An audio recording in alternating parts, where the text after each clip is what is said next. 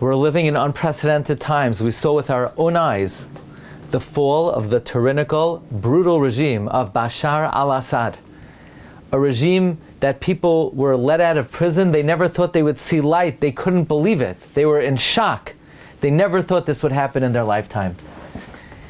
And from the lens of Jewish history and from the lens of the sages of the Jewish people, it's interesting to note the significance of Damascus in the history and destiny of the Jewish people. We pointed out in an earlier class that the Navi Zechariah predicts in the 9th chapter that V'damesek menuchasai, that ultimately the influence of the Beis Hamikdash will be felt all the way to Damascus, like the Medrash teaches us, that Yerushalayim will spread all the way to Damascus.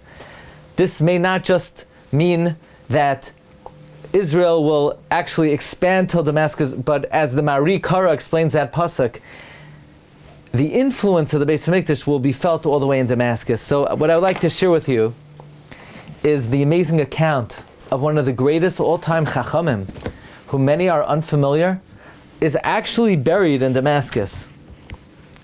Rabbi Chaim Vital, the primary disciple of Ari, is buried in Damascus. He was nifter and buried on the 30th day of Nisan, and his son Rav Shmuel testified that his father said before he passed away, "Don't be afraid of anything. Whatever you want, you'll ask from me in the kever, and I'll answer you." And says Rav Shmuel, the son of Rav Chaim Vital, "That's what I do." Rav Avram Chamra Shlita, the previous rabbi of Syria, he recounted that the Syrians wanted to build a highway in Damascus, so they had no choice. They had to move the kever of Rav Chaim Vital, and at the time, the Rav in Damascus was Rav Nisim Indibo HaKohen, and he tried to make all kinds of efforts with the government, and when he was unsuccessful, he gave license to the Chevra Kadisha that as soon as they want to dig for the highway, then and only then move the kever. But don't do it before, only when less bereira, when there's no choice. But since Rabbi Chaim Vital commanded to be buried in that place, they moved him just a few meters from where he was. A few years passed, and the Syrians wanted to expand the thoroughfare, and they had to clear out the entire cemetery, and Rabbi Avram Chamra had to move the kever together with his students, of the students of Rabbi Chaim Vital who were buried with him. At the time, they had to move him to a new cemetery, about a half a kilometer from the old cemetery. They built a new building on top of it, and at the time, many Jews in Syria came to escort the Atzamos of Rabbi Chaim Vital to the new cemetery. Rav Chamra Shlita testified that even though it was a very, very hot day that day, but at the time of the Levaya, very strong winds blew, and the heavens became overcast with clouds to cool off the area. Amazingly, the heir apparent, the son of the king of Syria of the time, was killed in a car accident on the highway that was built when they had to move Reb Chaim Vital. Now Reb Chaim Vital's matzeva was repositioned to the new cemetery, first to the second location and then to the new cemetery. And the Mekubalim say that when the Arizal said before he passed away, "If you will be Zoich, I will come to you again," what that means is the Ari indeed came again. The Ari was Nisgalgal as the Rashash, Rav Shalom Sharabi. And moreover, Reb Chaim Vital came back also as the student of Rav Shalom Sharabi, Reb Chaim de la Rosa. Chaim de la Rosa is the Taras Chacham, and he is buried right near the Rashash on Har Hazesim. It's brought in many Svarim. Sefer Shari Yushalayim, Sefer Nisim Baghdad, the Sefer Damesek V'Chachameha. That Reb Chaim Vital was buried in Damascus to be Mavatel, a certain klipa that was found in Damascus, and that we are going to discuss. In the last years, there have been reports that the kever of Chaim Vital was moved to Kiryat Malachi, although these claims are unfounded and unsubstantiated. But I would like to share with you an amazing question and very mystical information that the Chida shares about why Rabbi Chaim Vital went to Damascus and why in fact he's buried in Damascus. There's a sefer, Mar Kavois Argaman, and Siman Yud Zayin. He's troubled. He says there's a question that has been piercing his heart and mind for a very long time. Rabbi Chaim Vital, after the Ptira of the Ari, went to Damascus. He was buried there. He was born in Sfas in Rosh Chodesh Cheshvan, and he was nifter in Damascus on Lamed Nisan in the year Heishin Pei. Why didn't Rabbi Chaim Vital at the end of his life come back to Eretz Yisrael to be buried there? Especially Rabbi Chaim Vital, if he had been buried in Eretz Yisrael, they would give his kever a very prominent location and people would visit it. Many people would be able to daven there, and especially he is the main disseminator of the Torah, the Arizal.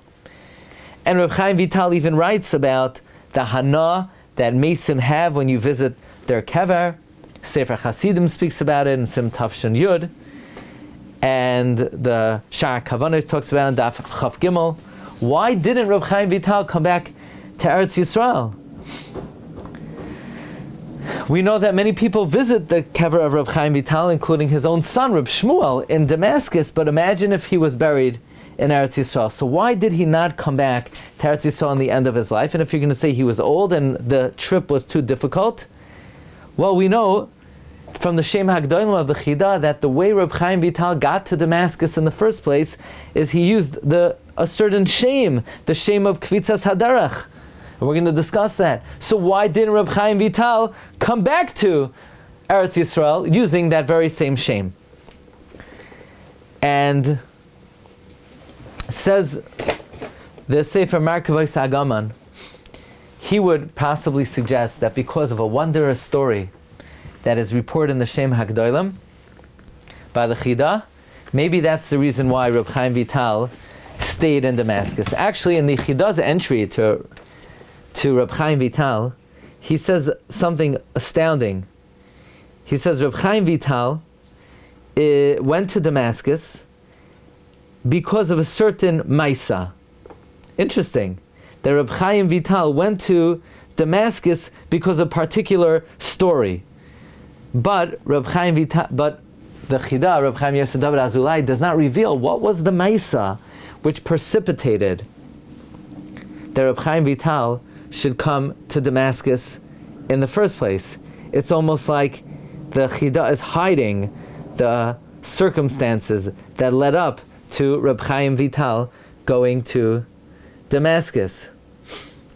Sure enough, in small print, the Chida writes, even though I wrote earlier that Al Yedei Maisa, through a particular account, Rabbi Chaim Vital came to Damascus, but so many people have pressured me, I'm going to reveal to you the reason why he went to Damascus, even though the Chida says, I don't like to write stories.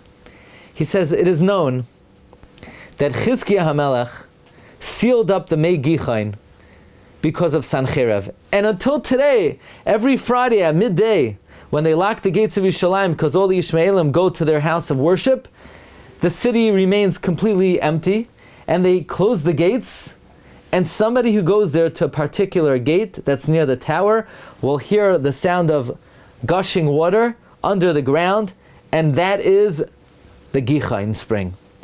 And when Reb Chaim Vital was living in Yerushalayim, a certain officer called Abu Sipin came to him, and he said, I know the king of Israel. I know Chizkiah HaMelech closed up the Gichon springs and the rabbis were not pleased with him. Is there anyone today, are there any Jews today who could open up the springs? And the Goyim said, yeah, there is one Jewish sage who could open up the Gichon springs, and that is Reb Chaim Vital. So this Arab officer sent after Reb Chaim Vital, and he says, I decree upon you, you must open up the springs, otherwise there will be a death sentence on your head. Damcha b'reishecha.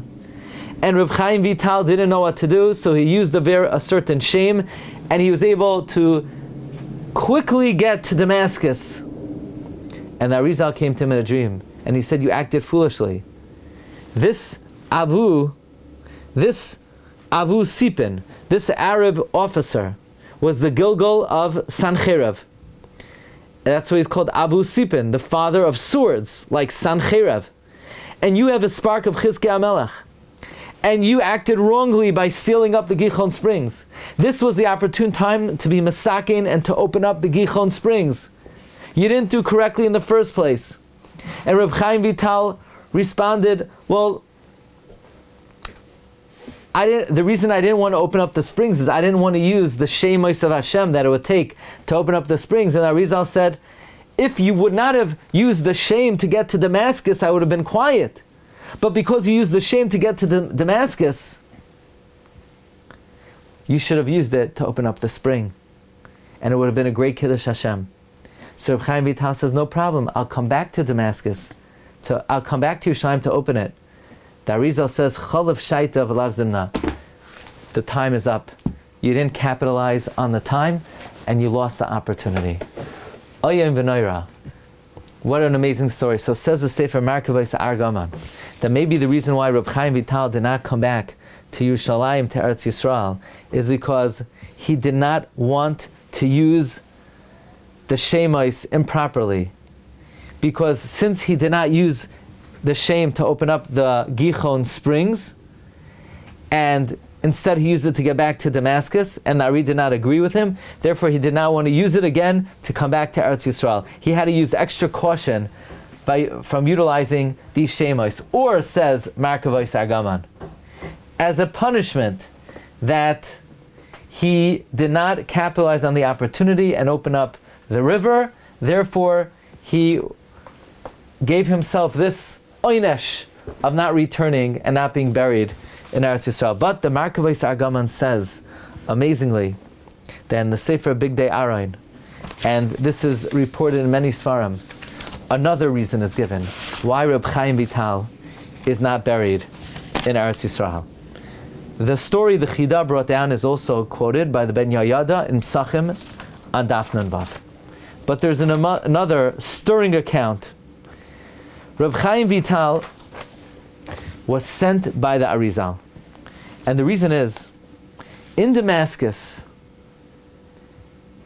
Reb Chaim Vital was very respected in Damascus, and Reb Chaim Vital would not return to Eretz Yisrael. He said he was shown in a dream, Damesek Menuchasai. He would be buried in Damascus. There's an amazing account that next to the ancient cemetery in Damascus, there's a house of Avodah Zarah, an ancient house of Avodah Zarah. It's called Beis Rimain. The Beis Rimain is referred to in Sefer Malachim Beis, Parakei Pasuk Yud Ches. The Gemara in Sanhedrin Daf Ayin Daled Amud Beis refers to it. In Eicha Rabbah Parsha Aleph, it's mentioned in the Sifrei Kabbalah many times as a source of great klipos. There is great tumah in Damascus, and because of it, the Jews suffered because of this klipa. Any Jew that came close to that house of Avodah Zarah, ruach shtus would enter him, a ruach tumah, and he would go out of his mind and convert. Furthermore, a magical thing would happen, that when Jews would bring mesim to the cemetery, without any explanation, through witchcraft, the mess would disappear from the coffin through the klipa of the Beis Rimain.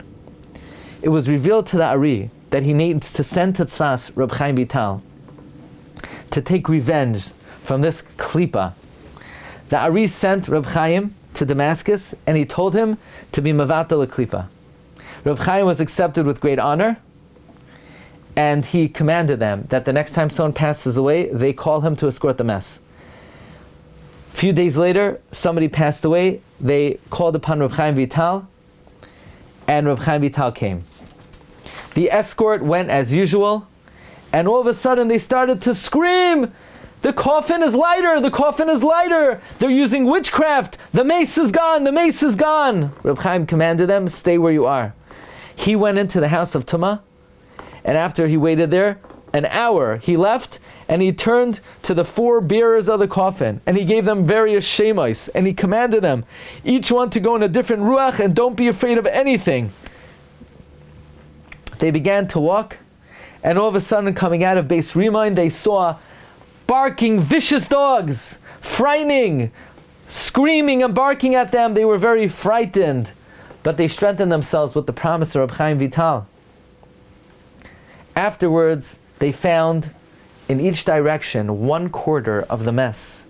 They, so to speak, pieced it back together. Rabbi Chaim continued to go with them to the Beis HaKvaros. He waited for the burial. They closed the coffin. They said Kaddish. And then, from that day on, the klipa was nisbatel.